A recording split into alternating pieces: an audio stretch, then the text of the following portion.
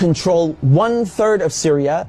They control all of Syria's oil fields, and Israel is bombing Syria's most vital port, Latakia, on a regular basis. So they're cutting off all the oil revenue and destroying, crippling any maritime activity, such as trade, such as gas exploration. Another major port on the Levantine coast is in Beirut, which mysteriously explodes in 2020. And so Israel, proposing itself as a solution to Europe's gas shortages, shows up with an FPSO, this enormous gas extraction vessel, and tries stealing gas from Lebanon's Karish gas field. And, this reignites a huge maritime border dispute. And Israel has to go and beg the United States to solve this diplomatically, because Hezbollah said, if you steal 1 cubic inch of our gas, we will fire our missiles on your ship. Now we come to Gaza. Gaza also has its own unexplored gas fields. Gaza is also a concentration camp run by the Israelis, and it's been under siege by Egypt and Israel under naval blockade since 2007. I mean, you can't even fish properly, let alone extract gas. And so now, the Lebanese, the Syrian, the Palestinian ports, they're all out of action, and the only working port left in the coast is the Israeli port on Haifa. I mean, how convenient. This makes Israel the only one able to explore gas and implement an economic corridor like the one that Netanyahu held up at the UN. So in other words, Israel and the United States together killed off all the competition, stole their goods, and cornered the market. But as winter is approaching, Israel desperately needs to get that gas for Europe. But there's no stability. There can never be stability in the region without solving the Palestinian question. And so when Netanyahu shows up at the UN with his brilliant plan, the Israelis thought, oh, it's a done deal. They'll just get Saudi Arabia to normalize ties and thereby extinguish the Palestinian issue once and for all. And that is precisely why they are in Gaza slaughtering Palestinians like crazy, like they're in berserker mode. Israel has bombed Gaza before, but this surpasses anything we've ever seen, which is truly saying something. I mean, this is unhinged, calling people human animals and massacring them. Israel is just hoping the Palestinians will run away in fear into the desert. They've literally said this. They want to put them in the desert. They want people in Gaza to go to the Sinai desert and push the people in the West Bank into Jordan.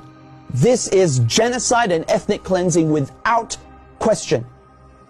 But it also has economic and geopolitical implications.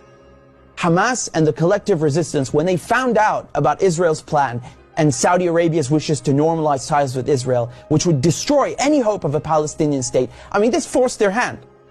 It became clear they needed to act and respond immediately, lest Palestine be lost forever. For Palestinians, this is and always has been a matter of life and death, to be or not to be. Either the resistance axis and the global south expel the American and Israeli colonizers from the Middle East, or Israel and the United States will continue occupying the region, choking off the new Silk Road, plundering Syria's oil, and keeping Russian, Iranian, and Arab gas cut off from the world market. This is a decisive moment, and not just for Palestine, because the victors will end up drawing the new map of the world to come. The truth is that the war in Gaza has enormous economic incentives behind it for the US, for the EU, and for Israel. I mentioned some of these in part 1, and I'm going to expand on my analysis in this part 2. See, Israel and the United States have been planning for decades to build what is called the Ben Gurion Canal. This is a rival to the infamous Suez Canal in Egypt. This Ben Gurion Canal will begin at the port city of Eilat and finish right next to, if not directly through, Gaza.